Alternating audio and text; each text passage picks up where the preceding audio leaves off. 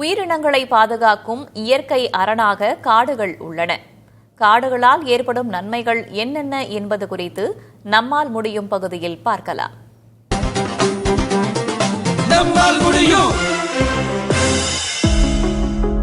காடு காத்து உரையும் காணவர் உளரே மலைபடுகடாம் நூலில் 279வது பாடல் மூலம் காணவர்கள் இயற்கையோடு இயைந்து வாழ்ந்ததையும் காட்டை பாதுகாக்கும் பொறுப்பை உணர்ந்து செயல்பட்டதையும் அறியலாம். அறிவியல் வளர்ச்சி, நவீன தொழில்நுட்பங்கள், மனித நாகரிகம், ஆக்கிரமிப்புகள் ஆகியன காடுகளை அழிக்காத காலகட்டத்திலேயே காணவர்களால் காடுகள் பாதுகாக்கப்பட்ட செய்தி வியப்பிற்குரியதாகும். காட்டு வளமே நாட்டு வளம், காடழிந்தால் நாடழியும் என்பது ஆன்றோர் வாக்கு. பூமியின் நிலப்பகுதியில் 2/3 பங்கு காடுகளால் சூழப்பட்டு இருக்க வேண்டும். காடுகள் மக்களுக்கு நேரடியாகவும் மறைமுகமாகவும் பல நற்பயன்களை வழங்கும் பசுமை நிறைந்த இயற்கை வளம் என்றால் அது மிகையாகாது. சென்னை மாவட்டத்தை எடுத்துட்டிங்கன்னா மொத்தமே 4% அளவுக்கு தான் வன நிலப்பரப்பு இருக்குது. ஸோ கிட்டத்தட்ட மரங்களுடைய அடர்த்தியும் மிகவும் குறைவு. ஸோ இதே மாதிரி மரங்கள் இருக்கிற இடம்னு பார்த்தா இப்போ செங்கல்பட்டில் இங்கே வண்டலூர், அதுக்கப்புறம் நண்பங்களும் இதே மாதிரி 2-3 இடத்துல தான் சென்னையில் மரங்களே இருக்குது. ஸோ இதை வந்து தான் இதுதான் வந்து உங்கள் அனைத்து மக்களுக்கும் தேவையான ஆக்சிஜனை கொடுக்குது. ஸோ வந்து மக்கள் வந்து இதை விழிப்புணர்வோடு கருதி இதே மாதிரி வன நிலத்தை வந்து பாதுகாக்கணும். வன நிலத்தை வந்து நல்முறையில் பாதுகாத்தா தான் நம்ம வருங்கால சந்ததிக்கு வந்து அது தேவையான நீரையும் காற்றையும் கொடுக்கணும்னு புரிஞ்சுக்கிட்டு இதுக்கு ஒத்துழைக்கணும்னு நாங்கள் கேட்டுக்கிறோம். இன்றைய கால சூழ்நிலையில் நகரங்கள் மற்றும் குடியிருப்புகளை ஒட்டியுள்ள வனப்பகுதிகள், காட்டுக்குள் சுற்றுலா செல்லும் மனிதர்களால் ஏற்படும் பாதிப்புகளில் மிக ஆபத்தானது பிளாஸ்டிக் கழிவுகள்.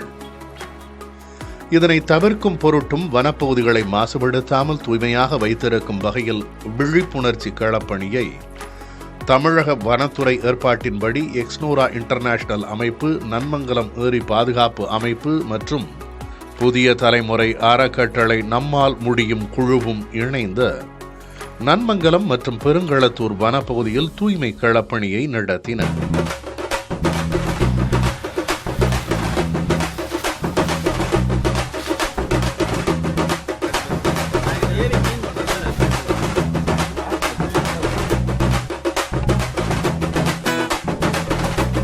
இங்க என்ன அப்படின்னா நிறைய பாம்புகள் மற்றும் குரங்குகள், மற்ற விலங்குகளும் இருக்கு.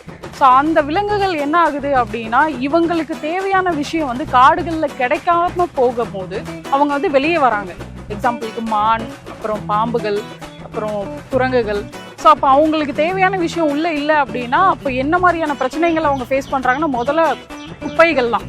ஸோ அப்போ அந்த குப்பைகளை வந்து நம்ம அகற்றுறோம் அப்படின்றதுக்காக தான் வந்து நம்ம வந்து ஸ்டூடெண்ட்ஸ் எல்லாரையும் கூட்டிகிட்டு வந்திருந்தோம். இன்றைக்கி வந்து நம்ம ஸ்டூடெண்ட்ஸ் எல்லாரையும் வச்சு இங்கே இருக்க பிளாஸ்டிக் குப்பைகள் எல்லாத்தையுமே டிஸ்போஸ் பண்ணியிருக்கோம். 70 பேருக்கு மேலே கலந்துட்டோம். மாணவிகள் பார்த்தீங்கன்னா 100-150 பேர்கள் கலந்து கொண்டார்கள். மற்றும் ஊராட்சி தலைவரும் இதில் பங்கு பெற்று இப்போ இந்த குப்பையை அள்ளுவது மற்றும் கிராமத்திலிருந்து மற்றும் விழிப்புணர்ச்சி ஏற்படுத்துவதற்காக இன்றைக்கு இந்த முகாம் நடத்தி பிளாஸ்டிக் எல்லாம் கழிவு பிளாஸ்டிக் இருக்கக்கூடாது, பிளாஸ்டிக் பயன்பாட்டிலிருந்து அப்புறப்படுத்த வேண்டும். இந்த பிளாஸ்டிக்கை வந்து மான்லாம் சாப்பிட்டுருது. மான், விலங்குகள்லாம் சாப்பிடும்போது நாம பார்க்குறோம் அந்த மான் சாப்பிட்டா அந்த ஜீரணாகாத சக்தி பிளாஸ்டிக். வீட்டு கழிவுகளை பிளாஸ்டிக் பையில் கட்டி வனத்தை ஒட்டிய பகுதியில் போடுவது, குளிர்பான பாட்டில்களை போடுதல், கண்ணாடி பாட்டில்கள், பிளாஸ்டிக் கவர்கள் என்று இயற்கை சூழலை பாதிக்கும் செயல்கள் நடந்து கொண்டுதான் இருக்கின்றன. தன்னார்வலர்கள், கல்லூரி மாணவ மாணவியர்கள் மற்றும் பொதுமக்கள் கலந்து கொண்டு பிளாஸ்டிக் குப்பைகள் மற்றும் இதர கழிவுகளை அகற்றினர். இன்னைக்கு வந்து பார்த்தீங்கன்னா நாங்கள் காலையில் ஒரு 7 o'clock 7:30க்குலாம் இங்கே அசம்பிள் ஆகிட்டோம். மெயினாக வந்து எல்லாருக்கும் பேக்ஸ் கொடுத்தாங்க ஃபாரஸ்ட் டிபார்ட்மெண்ட்லேருந்து. அது கார்பேஜ் ஃபுல்லாகவே வந்து கலெக்ட் பண்ணிட்டு வந்தோம். எஸ்பெஷலி வந்து இந்த மக்காத குப்பை, பிளாஸ்டிக்கு, பாலித்தீன் கவர், ஏன்னா இதோட வந்து ஹாஃப் லைஃப் வந்து ஜாஸ்தி ஆகும். ஹாஃப் லைஃப் ஜாஸ்தின்னா அது மக்கறதுக்கு ரொம்ப வருஷங்கள் ஆகும். அதனால அந்த மாதிரி குப்பையை மட்டும் ரொம்ப ஸ்பெசிஃபிக்காக எடுத்து போட்டு வந்தோம். நவீன உலகில் தீங்கு விளைவிக்கும் பொருட்கள் மற்றும் ரசாயன கழிவுகள் எங்கும் நீக்கமர நிறைந்திருக்கின்றன. அவைதான் அனைத்து குப்பை தொட்டிகளையும் ஆக்கிரமித்திருக்கின்றன.